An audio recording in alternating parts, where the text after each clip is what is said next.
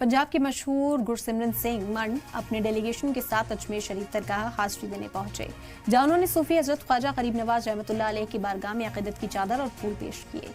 दरगाह की जियारत के बाद गुरसिमरन सिंह ने ख्वाजा साहब के आस्थाने पर सूफियाना कव्वाली का लुत्फ उठाया और हक फरीद या फरीद के कलाम में झूम उठे। National anti Khalistan terrorist front के सदर गुरसिमरन सिंह ने ख्वाजा साहब की बारगाह में पंजाब समेत मुल्क के सैलाब मुतासर रियासतों के लिए दुआ की। गुरसिमरन सिंह ने मीडिया से बात करते हुए कहा कि ख्वाजा के करम से मुल्क में नफरती सियासत हारेगी और हिंदू मुस्लिम कौमी यकजहती कायम रहेगी।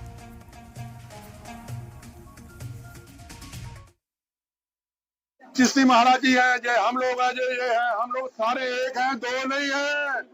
जो हमारे पंजाब को नुकसान करने की फिराक में है या भारत में किसी को भी भारत में नुकसान करने की फिराक में है, हम सब एक हैं। नुकसान करने वाले को हम चेतावनी देते हैं।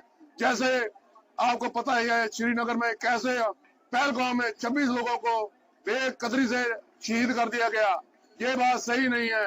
हम यही चाहते हैं ख्वाजा पीर जी के स्थान पे सलमान चिश्ती जी की अगुवाई में भी सुख शांति बने रहे। जो देश विरोधी है उनको सजा मिले, चाहे कोई भी किसी भी कास्ट का हो।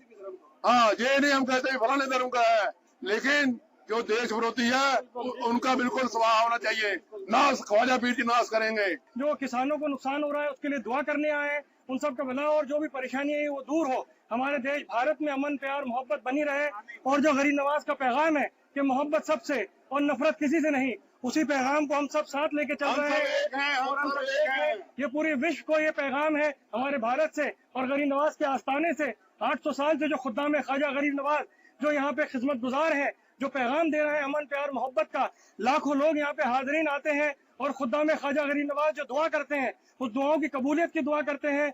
आज ये पैगाम लेके जा रहे हैं भारत की तरफ से, पूरी दुनिया में पैगाम दे रहा है बारगाह गरीब नवाज से अमन बनाए,